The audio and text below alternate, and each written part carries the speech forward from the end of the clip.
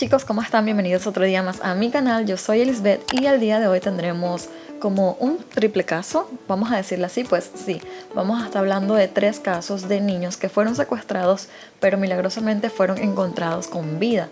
Y realmente estos 3 casos que he elegido están muy interesantes, así que si te interesa, quédate a conocer el resto de esta historia. 1. Julián Hernández. Estaba bajo la custodia legal de su madre cuando desapareció un 28 de agosto del 2002 y para aquel momento él tenía solo 5 años de edad. Se dice que el día que desapareció Julián Hernández, su padre Bobby Hernández debía de llevarlo al preescolar, pero en lugar de eso este hombre retiró dinero y huyó. Para aquel momento el primer sospechoso de la desaparición de este niño era su propio padre, debido a que él no compartía la custodia de su hijo. En aquel momento, de manera extraña, este hombre dejó de ser sospechoso y se empezó a creer de que el niño había sido secuestrado por otra persona y no por su propio padre.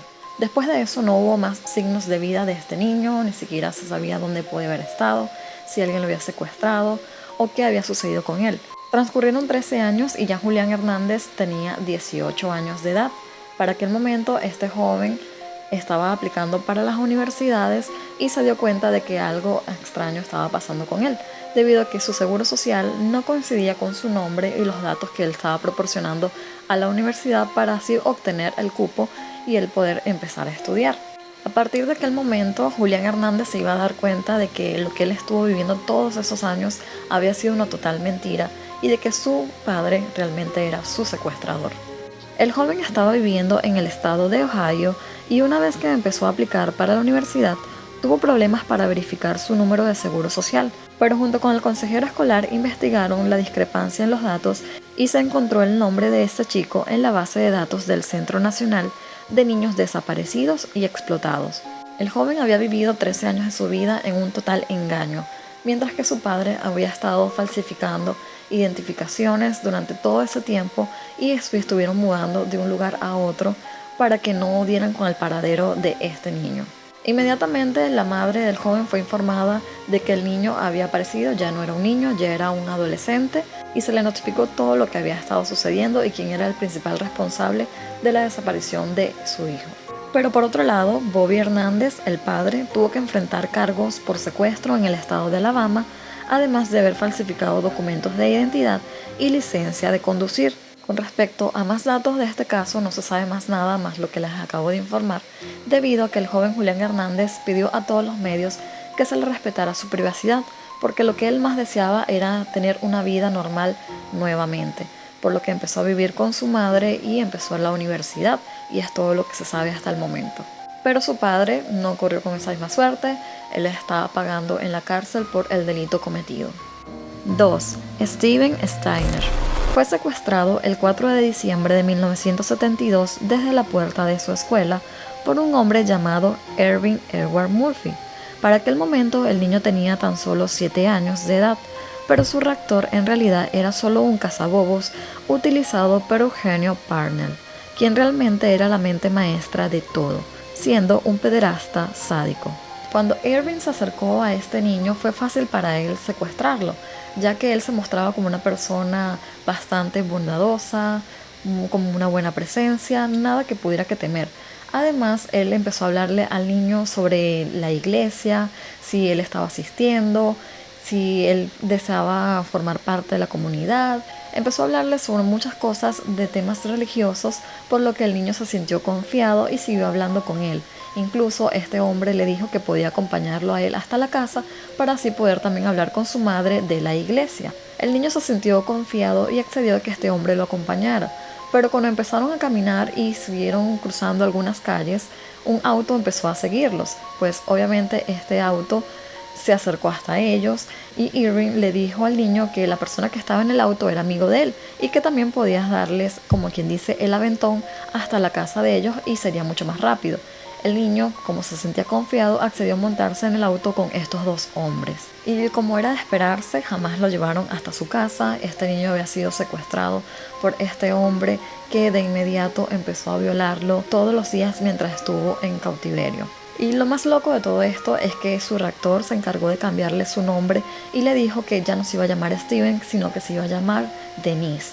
Además, le empezó a decir muchísimas cosas, como de que sus padres no lo querían y por esa razón él se había hecho cargo de él. Se encargó de cierta manera de lavarle el cerebro y de decirle que ninguno de su familia lo querían, que lo rechazaban, que lo odiaban y solo él podía hacerse cargo de él.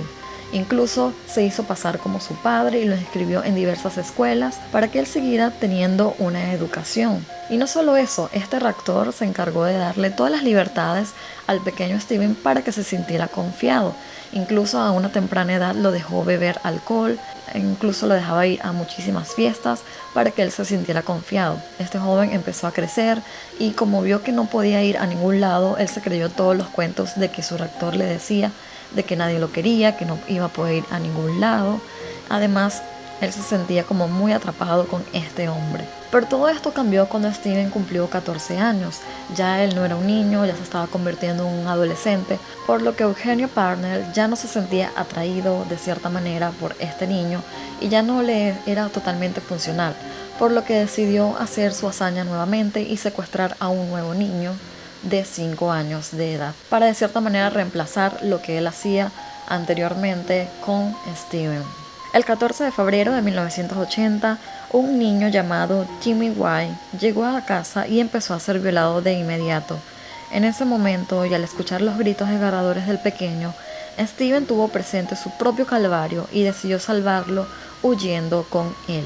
Un 1 de marzo de 1980, Eugenio Parnell, el secuestrador, se encontraba trabajando en el turno de la noche y ese mismo día fue cuando Steven decidió de una vez por todas huir de ese calvario y salvar al pequeño niño de 5 años, Timmy White. Ellos salieron corriendo y llegaron hasta una estación de policía. Steven decidió decirle al niño que se acercara al policía, pero él se quedó en la parte de afuera de la estación y le dijo al niño que él fuera y pidiera ayuda. El niño se acercó hasta el policía y le pidió ayuda, que había sido secuestrado, y le relató todo lo que le estaba sucediendo.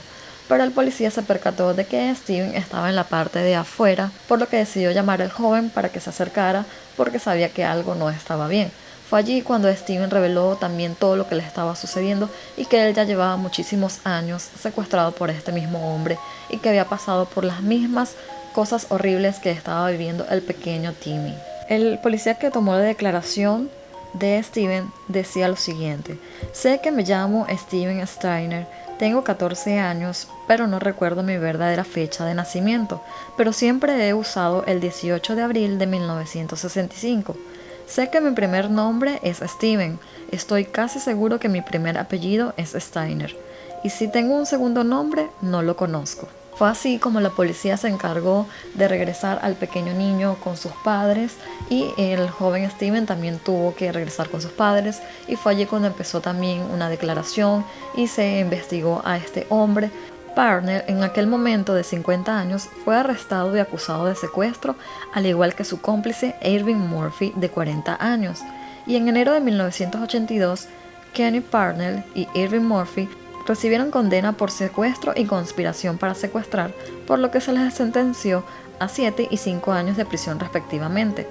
A Parnell no se le acusó de violación a menor porque Steven, quien era el que había declarado, decidió no hablar sobre ello y su familia tampoco lo permitió, para evitar el escarnio público o de que se revelara todo lo que había estado sucediendo, porque para aquella época de que un niño o un hombre haya sido violado era como muy mal visto, o quizás la sociedad lo iba a ver de una manera muy extraña, por lo que decidieron cuidar esto y por eso este hombre salió en libertad al poco tiempo.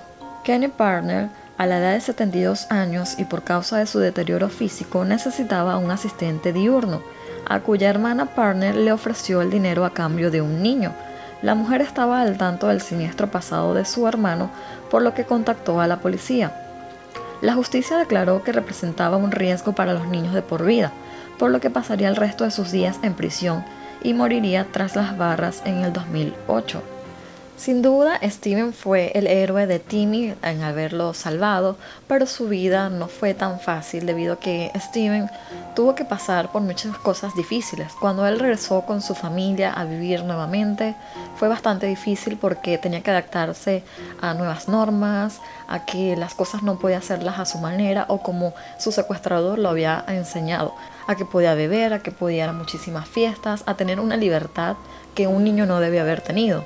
Steven llegó a dar una entrevista al poco tiempo de haber sido vuelta a casa y en esta entrevista él dijo lo siguiente: soy un hombre adulto, pero mis padres me ven como si yo todavía fuese su hijo de 7 años.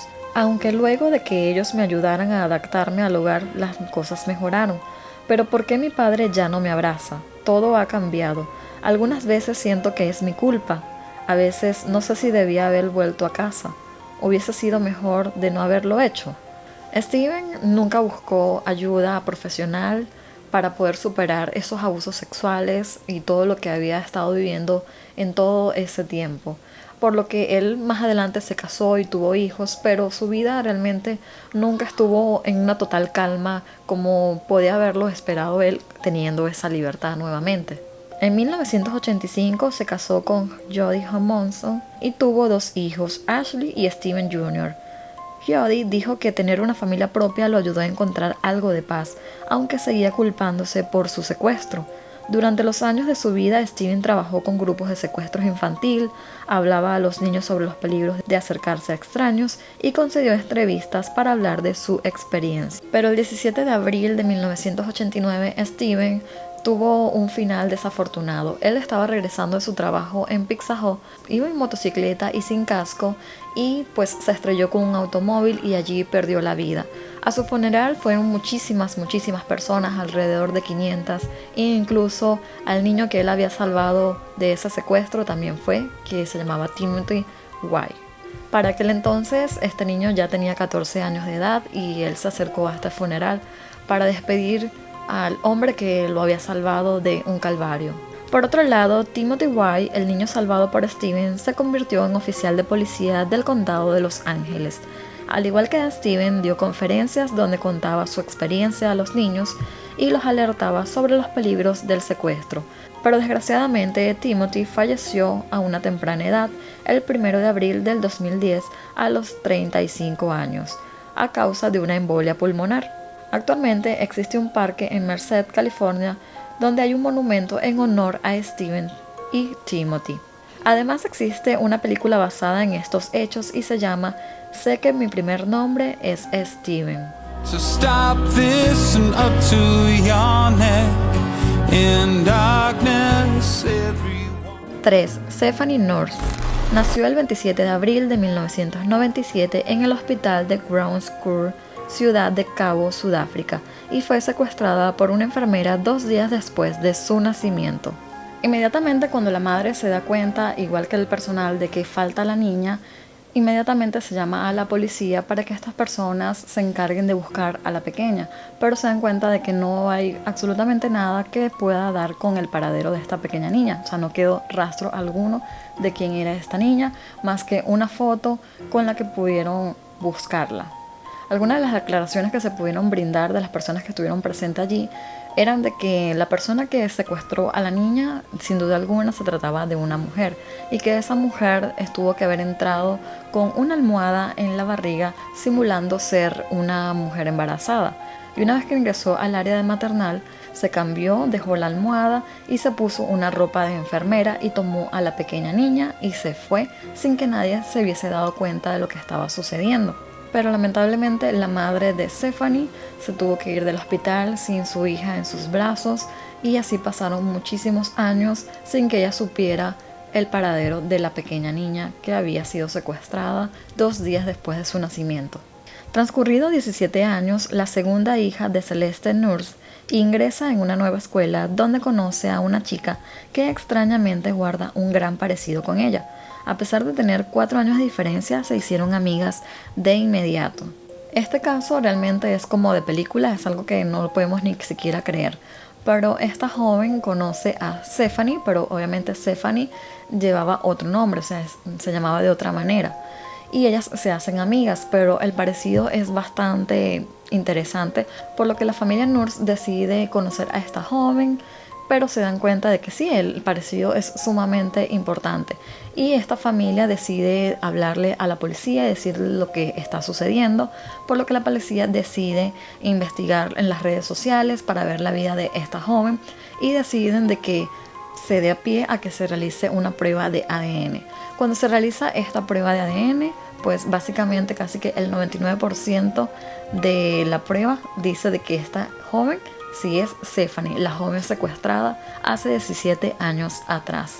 Pues esta noticia fue un golpe bastante fuerte para esta joven, para Stephanie, porque la mujer que la había secuestrado realmente la había criado como su propia hija, le había dado todo lo necesario, una buena educación, la habían querido muchísimo, pero lamentablemente lo que había hecho esta mujer no era lo correcto, por lo que a la mujer se le presentaron cargos por secuestro y pues hasta el sol de hoy esta joven ha estado tratando de conocer a su familia, aunque no vive con ellos, ella vive separado y está tratando de conocerlos, de cómo encariñarse, pues es difícil para ella como que entender de que su madre no era la que ella creía y que la había secuestrado. Tampoco se ha revelado la identidad de la secuestradora, pero en marzo del 2016 fue condenada por secuestro y en agosto de ese mismo año fue sentenciada a 10 años de prisión. Y bueno chicos, hasta acá finalizamos con este caso, espero que les haya gustado muchísimo y si ha sido así no dudes de darle un me gusta y de compartirlo para que más personas puedan verlo. Además no olvides de suscribirte a este canal si todavía no lo has hecho y de activar la campanita de notificación para que cada vez que yo suba un nuevo video tú seas el primero en verlo. Y bueno chicos, no olviden tampoco de seguirme en todas mis redes sociales, especialmente la de Instagram, que es la que más utilizo y podemos estar en mayor contacto también por allí. Y bueno chicos, yo me despido, nos vemos en un próximo video. Bye bye.